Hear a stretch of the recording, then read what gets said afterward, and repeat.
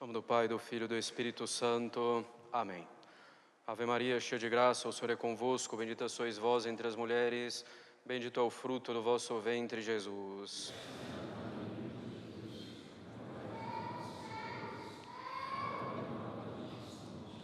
Podem sentar-se. Finalmente, o último aviso com relação à Copa do Mundo, que começou, não se deixar levar pelas paixões, não perder muito tempo com isso, não dar a isso a importância que não tem. Não tem sentido parar o país por causa de um jogo de futebol. Evitar também viciar as crianças. Já é um problema sério com adultos, a perda de tempo enorme com isso, levando mesmo à negligência com os deveres espirituais e de Estado, muitas vezes. Não custa lembrar que a importância de alguém na sociedade corresponde ao papel da pessoa na sociedade e o tanto que ela coopera para o bem comum. A importância de um jogador de futebol para o bem comum é praticamente zero. Muito mais importante, profissões que têm funções aparentemente simples, como um gari ou um caminhoneiro. Se houvesse uma greve de jogadores de futebol, nada mudaria, talvez até melhorasse. Se os garis parassem, ia ser o caos. Sabemos que todas as criaturas gemem e estão como que em dores de parto.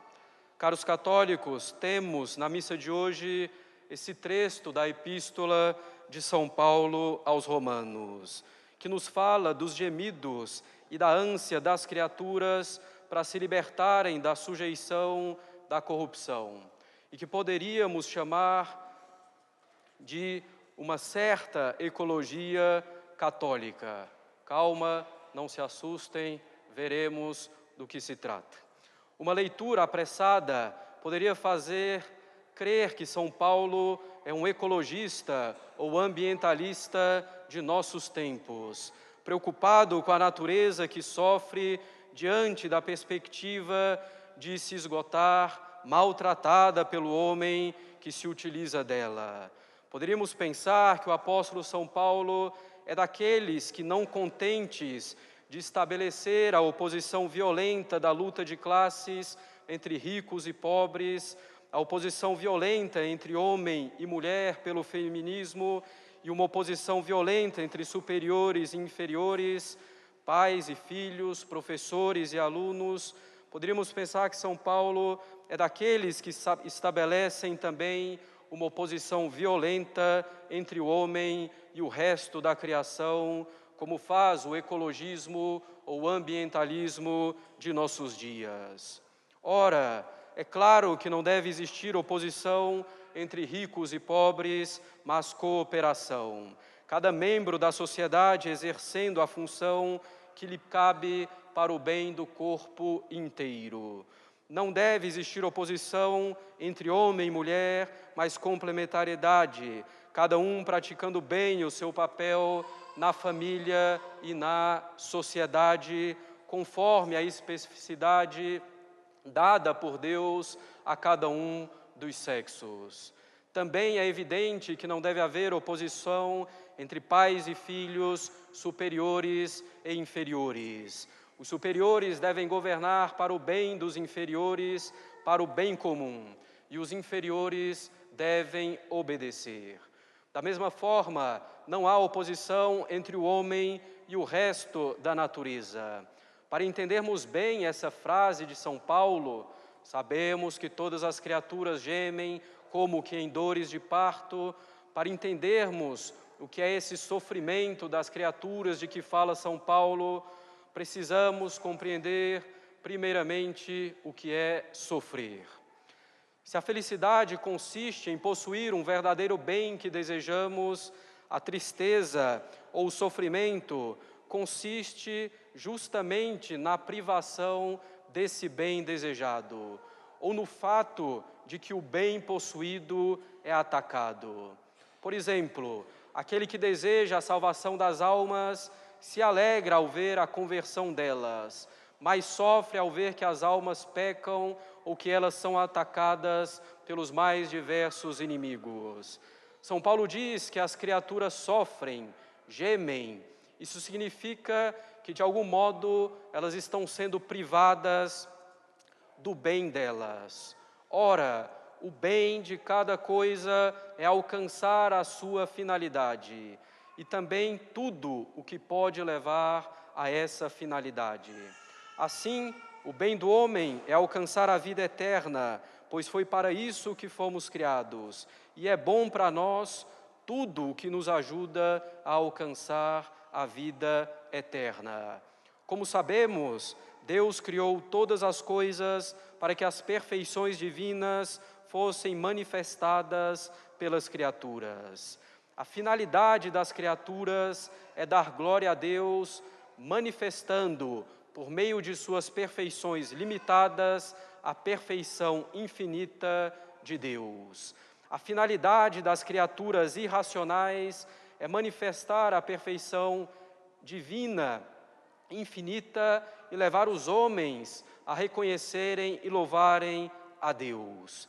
A finalidade das criaturas irracionais é também servir aos homens, para que os homens sirvam melhor a Deus.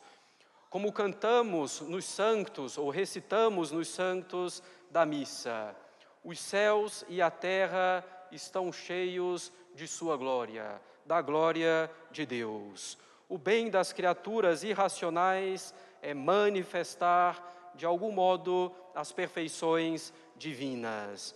O bem delas consiste, mais precisamente, em servir ao homem, para que, por meio delas, o homem possa conhecer melhor as perfeições divinas, para que o homem as submeta, a fim de poder servir melhor a Deus.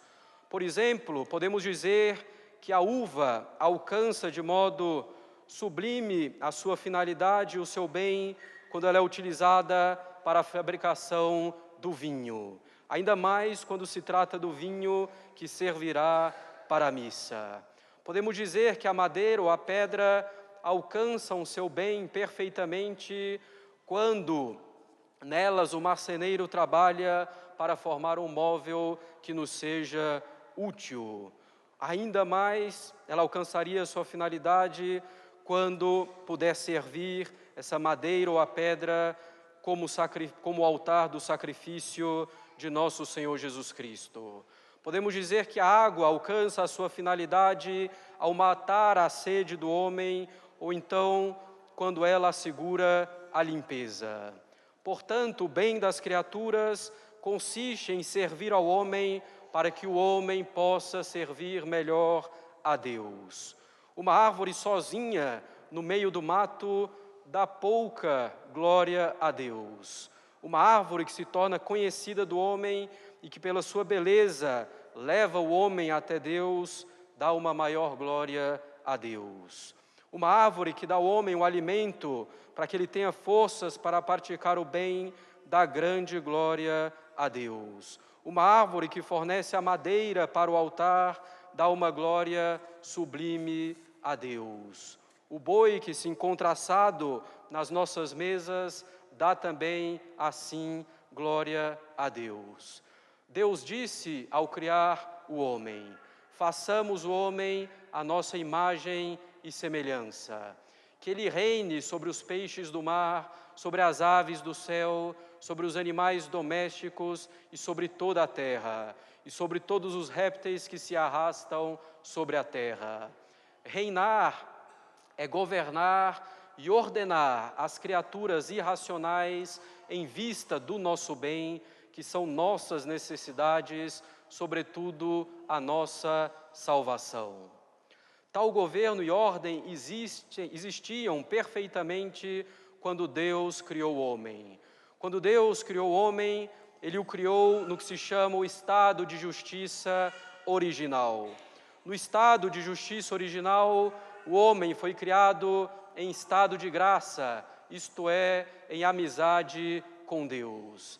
Ao estado de graça estavam vinculados outros 4 dons gratuitos, que também superam as exigências da nossa natureza. O primeiro desses dons era o dom da imortalidade. O homem não podia morrer.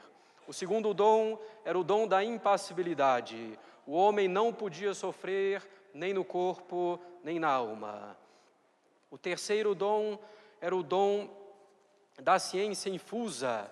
Deus deu a Adão toda a ciência necessária para que ele pudesse governar bem os filhos e a natureza sem precisar aprender pela experiência.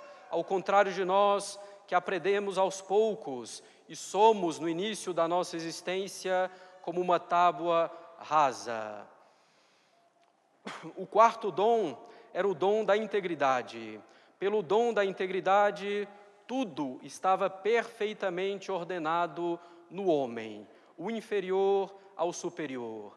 Dessa forma, a inteligência e a vontade estavam perfeitamente submetidas a Deus.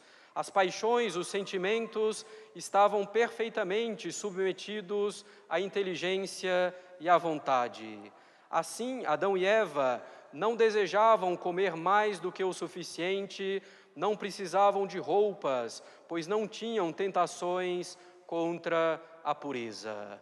A inteligência e a vontade estavam então submetidas a Deus, as paixões e sentimentos submetidos à inteligência e à vontade.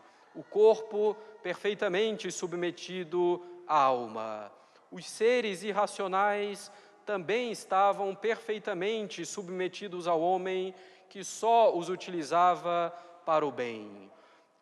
O homem que reinava sobre esses seres irracionais em conformidade com a lei natural e com a lei divina. Mesmo os animais selvagens e ferozes eram submissos ao homem como animais domesticados. Portanto, no estado de justiça original, toda a criação estava perfeitamente submetida ao homem, que por sua vez estava perfeitamente submetido a Deus. A criação cumpria a sua finalidade perfeitamente, servir ao homem para que o homem servisse a Deus. O homem usava sempre com virtude a criação, sempre tendo Deus por finalidade.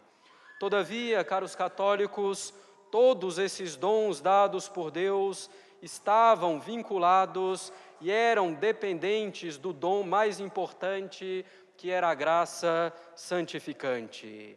Ao cometer o pecado original, que foi um pecado de orgulho, Adão e Eva perderam para si e para seus descendentes, todos nós, perderam não só a graça, mas todos os outros dons. Perderam o dom da imortalidade, o dom da impassibilidade, o dom da integridade. Depois do pecado, o homem está sujeito à morte, à dor e aos sofrimentos. A inteligência e a vontade se inclinam, respectivamente, para o erro e para o mal. As paixões tendem a se revoltar contra a razão e a vontade. As criaturas irracionais só podem ser dominadas com esforço.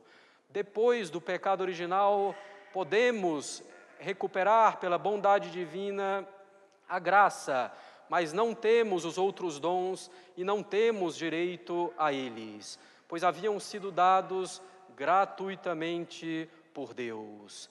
Depois do pecado original, perdido o dom de integridade, o homem começa a usar muitas vezes mal das criaturas que foram colocadas sob o seu domínio. Em vez de usá-las para a glória de Deus, utiliza-as para ofendê-lo, para cometer pecados e facilitar os pecados. Caros católicos, quando São Paulo diz que a criação geme e está sujeita à corrupção, é no sentido de que ela é, muitas vezes, desviada do fim para o qual foi criada, no sentido de que ela é desviada do bem dela pelo homem, bem dela que é justamente servir ao homem para que ele sirva a Deus. São Paulo não quer dizer em nenhum momento que a natureza é uma entidade dotada de personalidade. ou que a natureza se confunde com a divindade, ou que nós formamos junto com a natureza um todo divino e vital. Muito se diz atualmente que devemos buscar a harmonia com a natureza. Sim, devemos, desde que entendamos corretamente o que significa harmonia. Harmonia quer dizer ordem, e a ordem natural significa sujeição do inferior ao superior. O solo é usado pelas plantas para a nutrição delas. As plantas e o solo são usados pelos animais. Os seres inanimados, as plantas e os animais devem ser usados pelo homem. É, portanto, natural que o homem domine sobre as criaturas irracionais. E por isso, o filósofo Aristóteles diz que a caça de animais é justa e natural, pois pela caça o homem simplesmente reivindica o que lhe pertence naturalmente, o animal para a sua alimentação. A harmonia com a natureza quer dizer então que o homem deve dominá-la e usá-la para o seu bem, em última instância, usá-la para servir melhor a Deus. Portanto, o ecologismo, o ambientalismo, que eleva a natureza ao grau de divindade, ou que prefere preservar a natureza a preservar o homem, ao ponto de ser melhor abortar do que ter mais um ser humano na terra, que irá comer plantas e animais, é uma grande desarmonia e falta de sintonia com a natureza. Esse ecologismo, ambientalismo é um verdadeiro absurdo. Respeitar a natureza como se ela contivesse uma partícula da divindade, como se fosse o próprio Deus, respeitá-la como se ela estivesse acima do homem, respeitá-la como se ela fosse a nossa mãe, a mãe natureza. Ou virar vegetariano por respeito aos animais e à natureza é violar a ordem estabelecida por Deus. E é desviar as criaturas irracionais da sua finalidade de servir o homem para que ele possa servir melhor a Deus. Os católicos até poderiam deixar de comer carne, mas por penitência, não por respeito aos animais ou então em virtude de uma questão séria de saúde.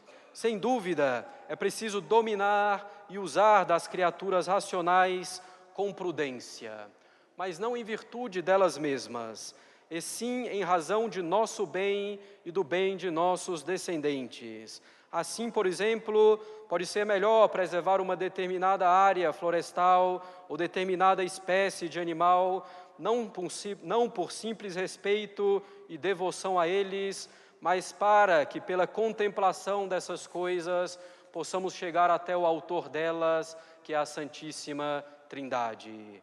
Em todo caso, não devemos nos preocupar demasiadamente com isso. Buscai primeiro o reino de Deus e tudo mais vos será dado por acréscimo. Quantas vezes falsos profetas avisaram da escassez de alimentos e de recursos, caso a população humana continuasse crescendo, e com isso justificaram a contracepção, a destruição da família, o aborto. Jamais faltou alimento, jamais faltará, por mais que a população cresça. Se Deus alimenta até mesmo as aves do céu, quanto mais os homens que buscam viver segundo a sua lei. Além disso, Deus deu ao homem a inteligência capaz de encontrar soluções impressionantes. Portanto, caros católicos, a natureza geme em sentido figurado porque a utilizamos mal muitas vezes, e não porque ela sofre como um ser vivo, ou porque ela é desrespeitada, ou porque ela tem os mesmos direitos que nós. Não, ela sofre porque é usada por nós muitas vezes contra a finalidade para a qual foi criada, que é dar maior glória a Deus. Devemos então, caros católicos, utilizar as criaturas irracionais para o nosso bem, para o bem do próximo, para a maior glória de Deus. para que Ele seja mais conhecido, mais amado e melhor servido. Em nome do Pai, do Filho e do Espírito Santo. Amém.